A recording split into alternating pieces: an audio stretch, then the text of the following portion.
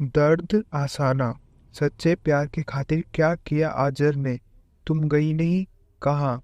आजर भाई को देखने। मैं क्यों जाऊं? घर के सब लोग जा चुके हैं, लेकिन तुम हो कि अभी तक नहीं गई। आखिर वह तुम्हारा मंगेतर है।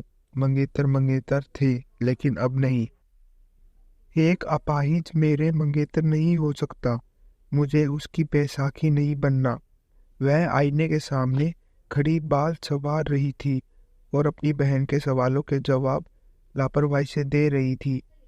जब बाल सेट हो गए तो उसने आईने में खुद को नीचे से ऊपर तक देखा और पर्स नचाती हुई दरवाजे से बाहर निकल गई।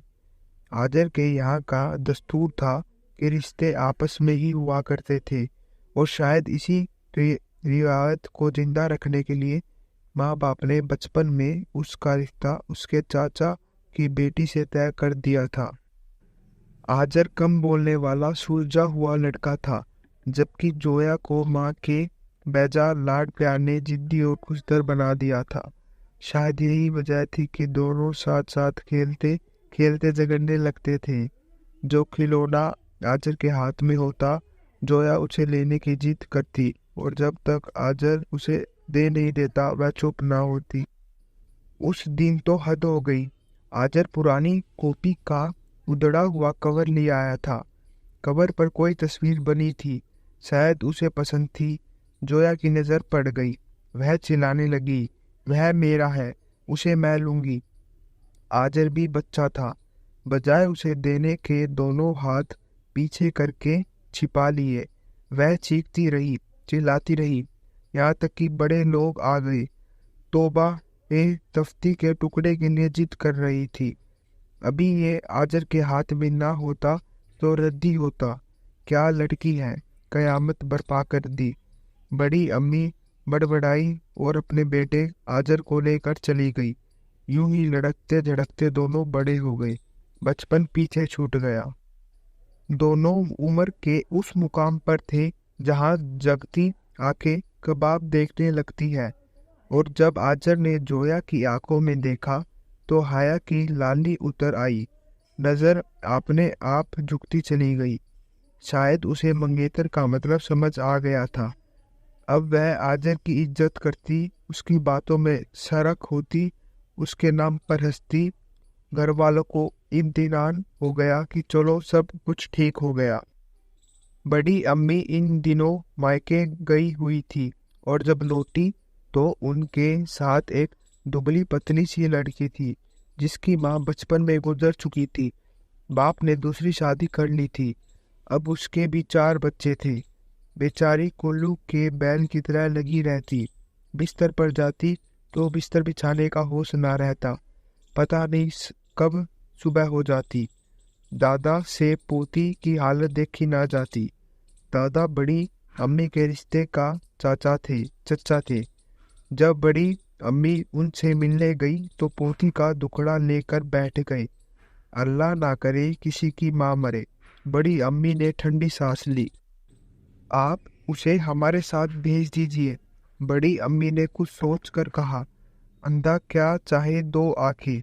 वह खुशी खुशी राजी हो गई, लेकिन बहू का ख्याल आते ही उनकी सारी खुशी काफर हो गई। वह ले जाने देगी या नहीं। और जब नजर उठी तो वह दरवाजे में खड़ी थी। उसने सारी बातें सुन ली थी। बड़ी अम्मी कब हारने वाली थी। उन्होंने अपने तरकश से एक तीर छोड़ा जो सही निशाने पर बैठा। उन्होंने हर महीने कुछ रकम भेजने का वादा किया और उसे अपने साथ ले आई। सना ने आते ही पूरा घर संभाल लिया था। इतना काम उसके लिए कुछ नहीं था। वह घर का काम आंख मूंद करके कर लेती।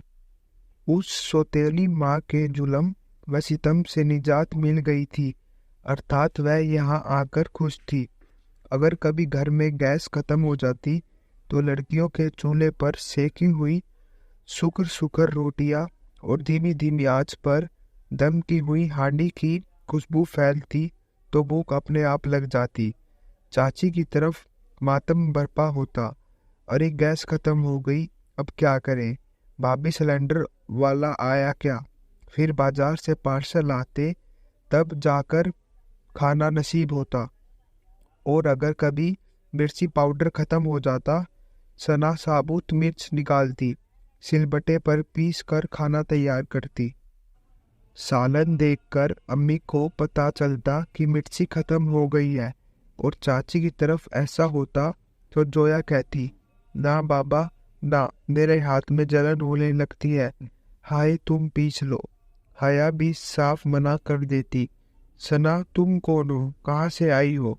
सादगी की मूरत, वफा का पैकर, जिंदगी का आइडियल।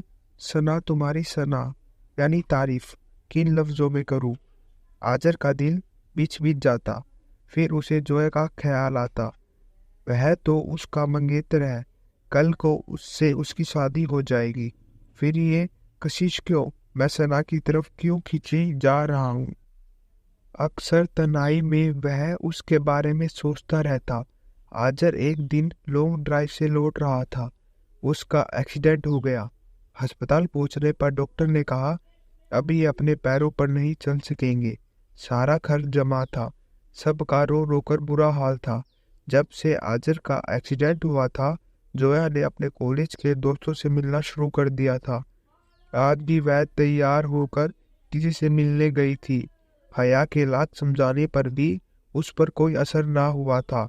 आजर अस्पताल के बेड पर दोनों पैरों से माजूर लेटा हुआ था। हर हाइट पर देखता, शायद वह आ जाए जिससे दिल का रिश्ता जुड़ा है। वफा के सिलसिले हैं, जीने के राब्ते हैं, जो उसका मुस्तकाबिल है, लेकिन दूर तक उसका कहीं पता ना था। एक हाइट पर उसके ख्यालात बिखर गए। अम्मी आ रही थी, उनके पीछे सना थी। अम्मी ने इशारा किया तो वह सामने स्टूल पर बैठ गई। अम्मी रात का खाना लेकर आई थी। आजर खाना खा रहा था और कनखियों से उसे देख रहा था।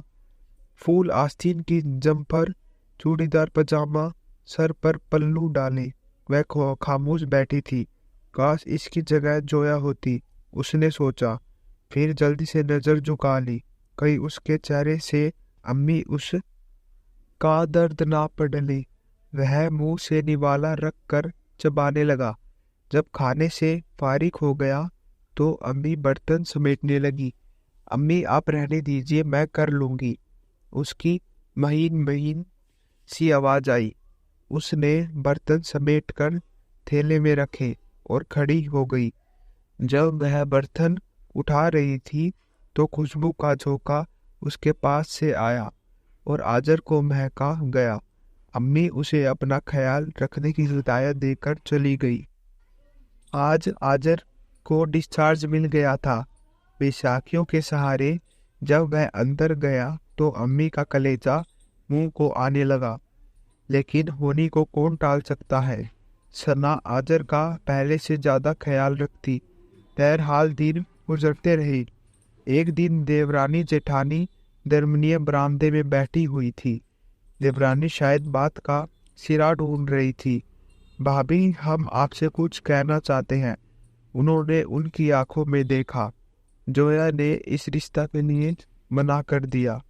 वह आजर से रिश्ता नहीं करना चाहती, क्योंकि आजर तो उन्होंने जुमला अधूरा छोड़ दिया। वह जबान से कुछ ना बोली और उठकर चली गई। आजर ने नोटिस किया था, अम्मी बहुत बूझी बूझी सी रहती है। आखिर वह पूछ बैठा, अम्मी क्या बात है, आप बहुत उदास रहती है? कुछ नहीं, बस ऐसे ही, जरा तबीयत ठीक नहीं है। मैं जानता हूँ आप क्यों परेशान हैं। जोया ने इस रिश्ते से मना कर दिया है। अम्मी ने चौंक कर बेटे की तरफ देखा। हाँ अम्मी, मुझे मालूम है, वह मुझे देखने तक नहीं आई। अगर रिश्ता नहीं करना था तो ना सही, लेकिन इंसानियत के नाते तो आ सकती थी। जिसका इंसानियत से दूर दूर तक कोई वास्ता ना हो, मुझे खुद उससे कोई रिश्ता नहीं रखना।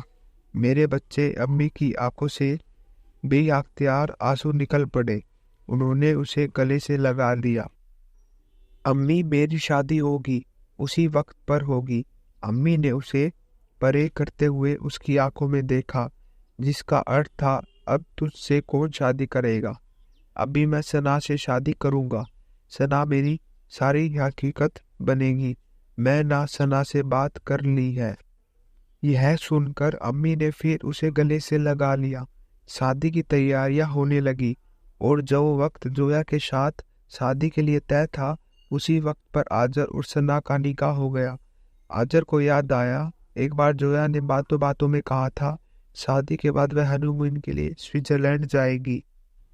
आजर ने ख्वाहिश जाहिर की तो अम्मी ने उसे जाने की इजाजत दे दी।